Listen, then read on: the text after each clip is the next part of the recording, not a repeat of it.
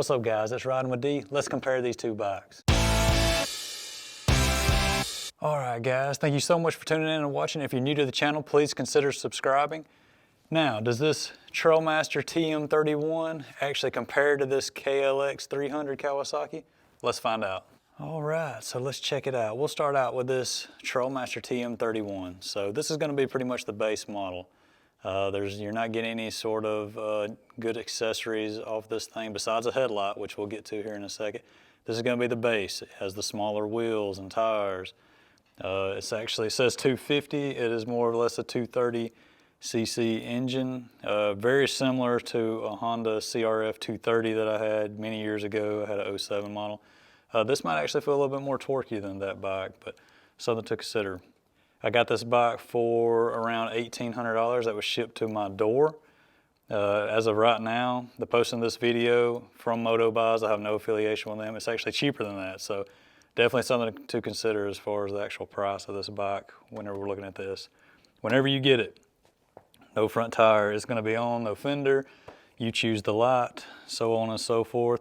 Check over all the bolts and nuts and things like that because there were a lot of them loose for me. This is one thing. This has a kick start as well as electric start. Now, for me, I don't know if it's just my bike, I'm usually pretty handy. This has never been able to start the bike. I don't know if it's something weird with electronics, like maybe if the battery is dead or if I disconnected the battery, if I have to hold down the actual starting switch to get this to turn over. Please leave a comment below if you actually know about that. But again, I've never been able to actually get it started, just trying to kick start it at this point. So let's take a look around here. Feels pretty solid, right? One of the problems I actually had with this bike would be one of the rotors was warped. It was the front rotor. Had to try to speak with Moto Buys about getting it. They necessarily never got back to me, so I wound up just ordering another one. So nice little mark here to see if this actually loosens up. I would suggest putting this on most of them. Again, these, for whatever reason, tend to back off on this bike compared to other ones that I have. So something to keep in mind if you get this particular bike. Everything else has seemed to go pretty good. Again, this is not a very old bike. There's already rust right here, but that's you know, one of those things you can see like build up in this area. Other than that, the engine itself seems to be relatively well. I will say that shifting gears in this thing feels a little more clunky compared to other bikes that I've actually used and rode, but again, think about how much this thing is, so you know, something to consider. All right, the other side of the bike here. One of the downfalls to a degree, I have this one on trickle charger. Now, you got to think of the price here. So a couple of things. Every time I ride this thing, I have to tighten the chain after the ride or the next time I want to actually get out on it. So it's a constant. You probably need to upgrade the chain, the one that comes on this. Other YouTubers, people that actually have placed videos on this, I've actually seen that they have upgraded the chain. The tires, this bike does not have many hours on it. There's a good bit of wear. This thing has not been on the pavement. As of right now, I have 6.6 hours on this bike. A little more than that before I put the actual hour meter, so probably a little bit closer to 7 or 8, but still not much. Another thing, so look at this. I don't know if you can see it real good on camera. This has been put on the correct way, as, you know, unless there's something odd with it. This is actually melting, so something to sort of look at. You can tell the exhaust pipe is here. So apparently at one time this was closer to this particular area, so something to think about as far as this being melted at this point. So another one of those quality things that you would run into with this bike. So let's look at a couple other things. I don't know if you can see it, but if you look at that screw, it does have like corrosion looking stuff on it, as well as around this starter motor here. I don't know if you can see it on camera, but I mean, it's coming off when I just do this, but just something to consider. Now, what about this? The shifter linkage, this feels pretty good. Obviously it's, you know, pretty short. It doesn't Like you're not getting like just a bad quality feel on this particular linkage. These foot pegs are pretty good. They have nice grip on them. Very good as far as whenever you're actually putting your foot down, so kudos to them for that. It says KKE suspension. I'm assuming this might be suspension for maybe an electric bike. You're definitely wanting better suspension on this. We'll take it for a ride here in just a minute. All right, let's move on to the Kawasaki KLX 300R. This is a 2022 model. This one right here, the MSRP for this thing is gonna be a little over $5,000. However, just like the Trailmaster, you know, depending on what time of year you actually go, you might get a little bit better of a deal on it. Right off the bat, we talked about the Trailmaster with corrosion on the engine. I can already see a little bit on this bike. So the same thing, again, it's coming off. This could have been where maybe I pressure washed them. So might not be anything to do with the actual quality control of these particular bikes. So this one here, this is pretty much one of my favorite bikes. So one might call me biased, you know, that's yet to be determined, but this bike definitely feels a lot better than the Trailmaster. But think about the price differences of these two bikes. So that's a lot to be seen. Now, let's go ahead on some of the downsides. So whenever you get the bike, it's gonna come with these nice skinny pegs here. They're pretty awful, particularly if you ride riding boots. You'll find yourself sort of slipping. They have nice indents and grips here, but again, they're very, very small when you compare these aftermarket ones that I have here. So kudos to Trailmaster on that. They definitely have way better foot pegs than what the Kawasaki actually originally come with, so something to think about. This, you know, to me feels just as good as, you know, the Trailmaster feels just as good as this one. So, you know, nothing really indifferent at this particular point. Now, suspension here, you have fully adjustable suspension on this bike, meaning your front forks and your rear shock here. Now, according to the book on the Trailmaster, it should be fully adjustable suspension as well, meaning the front forks. However, my version is not adjustable. So again, the owner's manual says it should be, but this one is not, and it's definitely lacking for it. It definitely needs to be more stiff, and I weigh 155 pounds, so just something to consider whenever we're talking about that. And this particular bike obviously has a DID chain, so it's definitely a better quality whenever it comes to that.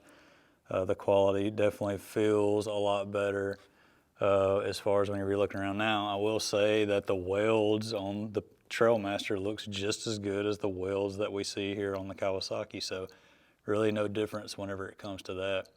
Obviously this is a 300cc engine, liquid cooled. That one is air cooled, so kudos to the Trailmaster whenever it comes to that. In most cases, air cooled engines are better. All right, now looking at the side here, you can see a good bit of wear on this. This particular bike probably has a little bit more hours on it than the Trailmaster. My boots obviously scrub up against it. I'm not having to adjust the chain after every ride on this particular bike, but again, let's think about the price point. That's something that you definitely have to consider whenever we're talking about these bikes. So, one big thing I want to touch on, because most of the time when you're looking at the quality on these bikes, this Kawasaki is just going to go way beyond it. So think about the price point, and also think about that you're getting that Trailmaster in a crate, that you're having to make sure everything is put together correctly. However, these Kawasaki's you're buying from a dealership, unless you have a dealer's license or something like that, and it's already put together for you. So depending on how good the dealer is, that could be, you know, of something else, but you're sort of figuring out what you might have missed, or, you know, there's not really good instructions that you're going to get with that Trailmaster as far as exactly what you have to do to it, unlike what they might get from a Kawasaki dealership whenever it comes to that. Kawasaki is fuel injected, so that's obviously a plus whenever it comes to that. Going to the Trailmaster. The Trailmaster is carbureted, so again, if you haven't seen it on my past video, this particular bike, I never could get it to run right with the actual stock carburetor that it come with. I got a Nibbi Carb, which is on Amazon. I'll leave a link below. Just look down, so if you have this bike, if you're thinking about getting it, once I got that carb, you could probably get it to idle a lot better. At least I've gotten this one where it's, you know, it's fine. It's not, I'm not having trouble like I did with the actual stock carb. Whenever the link below, I did not change the jets, the idle, anything like that as far as the jets in it. You just simply tune the air mixture and it's been fine ever since. Obviously, this is a bigger bike. The Kawasaki's full size, TM31, that's gonna be your smaller size bike as far as the heat sight, the actual seat height and things of that nature. So something to take in consideration whenever it comes to this. So another thing, some of the newer versions on the Trailmaster actually comes with a skid plate. This one from the factory is a very small skid plate. This has an aftermarket one on it. So something to think about as well. The Trailmaster's exhaust sounds way better from the factory compared to the Kawasaki. This Kawasaki has aftermarket exhaust on it, so something to consider whenever you're actually hearing it. Never had any trouble out of the brakes on this one. The brakes feel really good. They fill you full of confidence. This one, whenever I first got it, the brake rotor was warped. It kind of didn't give you the confidence that you wanted. However, since then, that's been mitigated, so it's a lot better. Now moving up here, this one did not come with a light. This is the aftermarket light that I put on it. It's a Poly Sport. This one, you get the choice, either the number plate or the light. Obviously, I picked the light on it. Nice LED light on there, so kudos to the Trailmaster whenever it comes to that. The bands that go here to hold this top part on actually broke. They snapped in half whenever I was riding it through the trails one day. I just ordered these cheap little bands off Amazon. They seem to be holding up ever since, so not so great whenever it comes to this. It was similar to the bands that we have here, except those have broke on the Trailmaster. These have been holding up pretty good, but again, this is aftermarket. I didn't have any trouble with the number plate, but I just wanted to have a light on it whenever it comes to this. This one you're gonna set up. It has weights in the handlebars, so you don't have as much vibration. These are aftermarket as far as the hand guards that I have on here, and so that's something to consider. These came with it. These are some of the cheaper hand guards that you probably see on Amazon, and so just something to consider there. I've always sort of had a problem with this wanting to sort of stick unless I work it. I haven't never had that problem with a Kawasaki. It's never wanted to stick like on the Trailmaster, so something to sort of think about whenever it comes to there. These handlebars leave a little bit to be desired, especially compared to this. Obviously on this one you have a choke, which is pretty neat that it's right here. This one you do not need a choke. Again, fuel injected, so easy peasy whenever it comes to that. Another good thing for this one, at least for me, some might not think about it, this thing has a key, which I really like. I like things to have a key. As minute as that might sound, Kawasaki no key. Just a simple button. Cut it on and off. She cranks right up, which is nice if you forget the key, which I've done several times with this one, considering I go back and forth with different bikes. But just a few things to think about with these Trailmasters. So please, consider subscribing, something of that nature. I will do a full review on the Kawasaki at a later date. I just wanted to get this video out there. I had some people actually request it, so just to kind of give you a rundown on how these two might compare. Some might say they don't compare at all, but again, contemplate the price on these bikes. So a little bit more comparable than we may think as far as just looking at some of the quality. Kawasaki full size, 2118 compared to the Trailmaster, which we can clearly see that they're a lot smaller, which is some to be desired on the trails depending on what you're doing. For me, the main thing on the Trailmaster, it would be a great trail bike if I had the adjustable front forks that the book says it should have. So if you do wind up getting the model that has that, you will probably not necessarily need anything else because those forks are easily to bottom out as far as whenever I'm riding it. So that's really the only biggest complaint I have about the bike as of right now, because you could easily mitigate the chain problems and stuff like that and put some new tires on it. So, just something to consider. Let's take these things for a quick ride.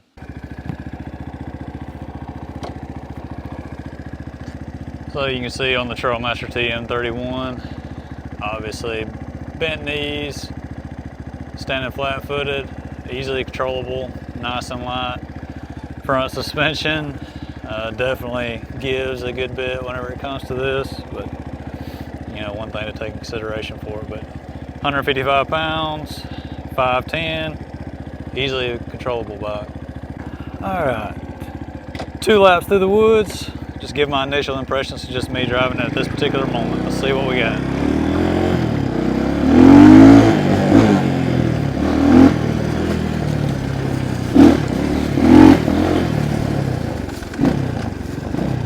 Not bad, handling pretty good. A couple of limbs down here.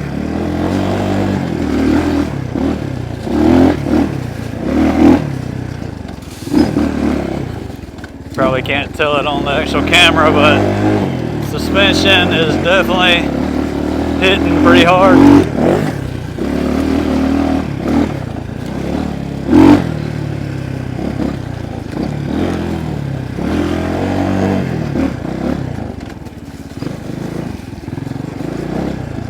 But handles pretty good. I mean, again, consider the price. I mean, this thing is pretty good for what it costs. Right.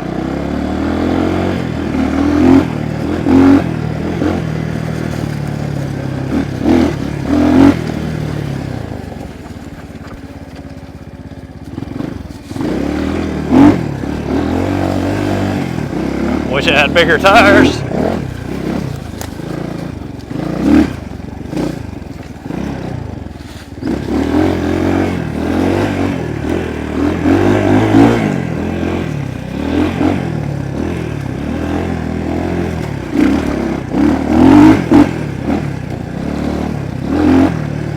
I feel the suspension just kind of bobbing around and hitting. All in the front. The back is really good, actually. But the front is what's so odd.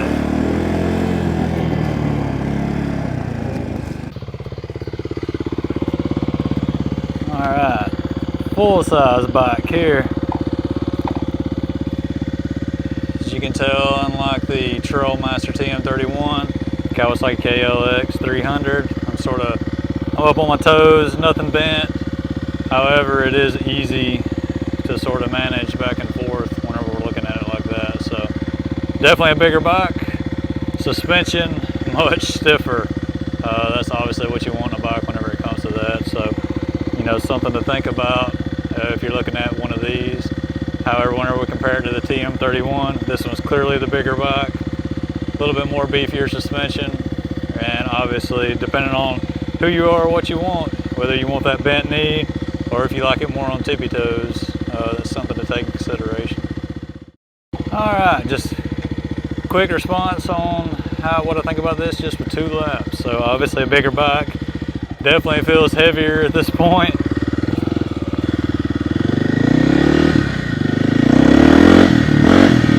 Obviously more power, a bit more torque. She definitely feels more planted, but she weighs more than the Trailmaster at this point, so something to think about whenever we're talking about that. Feels like you can throw the Trailmaster around a little bit more. Might be because it's smaller. This one definitely feels more planted though.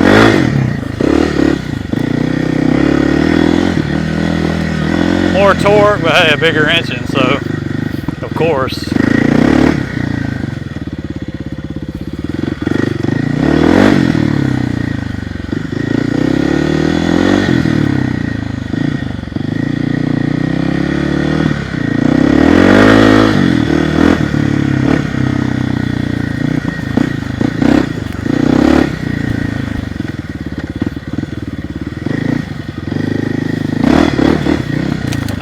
Let's break that.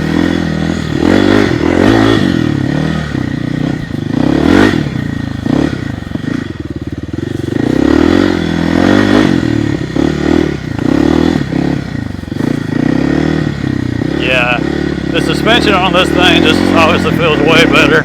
Feels more planted, gives you a little bit more confidence going into the trail. But again, the weight could be to that, but I definitely know the suspension is not bumping and fumbling around like the Trailmaster, but again, think about the price. I mean, it should be like that considering. All right, guys, thanks for sticking around this long. So let's take a look at the score on each of these bikes and what I might would think of them, okay? So TM31 KLX 300, let's look at the price. You can't beat the price of this TM31, okay? So I'm gonna give it a 10. It's gonna be a 1 through 10 score whenever we're talking about this, all right? Again, you can't beat the price. They're even cheaper than what I gave for them at this particular point, so you're getting a lot for the money whenever it comes to that. KLX 300, I give it a 7. It's a great bike. Whenever you're comparing it to others, it is a little bit pricey, particularly when you start comparing it to some of these Chinese bikes. This is obviously a Japanese brand, but you know, look at where they're made. They're not made in Japan anymore. Quality, all right? The quality of this one, I give it a 4. Yes, it does feel all right. It needs certain things to, you know, feel a little bit better, in my opinion. Whenever you're driving it, you don't get a lot of confidence in some cases. It does feel a little twitchy. You know, maybe it's the tires, the rims, maybe, you know, a larger size or something like that. That might could help out, but again, it just doesn't feel as secure as other bikes that I've driven. The KLX, I give that a 7. The quality feels really good on the KLX. Everything feels nice and sturdy. It doesn't necessarily feel like you're gonna break it. Handling, I give this a 4. Again, it's probably because of the suspension. You might get a model that what it looks like in the actual owner's manual, that it will have adjustable front forks as far as to make them more stiff. You know, maybe the rebound rates or something like that. If you get that model, I think that's what this bike needs. This would definitely go up because of that. However, mine does not have that, so the handling is pretty poor. I give it an 8 on the KLX. This is a heavier bike than that, obviously. It's a lot more larger, but you do feel more planted. It is easy in the trails. It's so forgiving whenever you're going through the trails with this KLX. So power, I give it a 5 at the TM31. It has pretty good power. Again, it is torquey, but whenever I'm thinking about a lot of the other bikes I have, but it's good for trails. Now, wide open, you're gonna top it out pretty easy to some degree. Just check out the top speed video that I have on the channel if you wanna see the top speed, but the power is okay. Again, I'm not, you know, I'm just sort of thinking how I feel whenever I'm riding it. You know, it could use more power, but really the handling is kind of what I get on. I give the KLX 300 a 7. It's not the most powerful bike. It does have decent torque. You can get it to lift up and everything like that, depending on how you ride it. It'll pretty much tractor through anything that you need. So the total scores, the TM31 is a 23. The KLX 300, it has a 29. As we continue to do these reviews, I'll keep these scores and then we can compare them with other bikes to kind of figure out what I might think. And hopefully it'll help you whenever you're looking at, you know, buying certain dirt bikes and things like that. So, hey guys, thank you all for watching.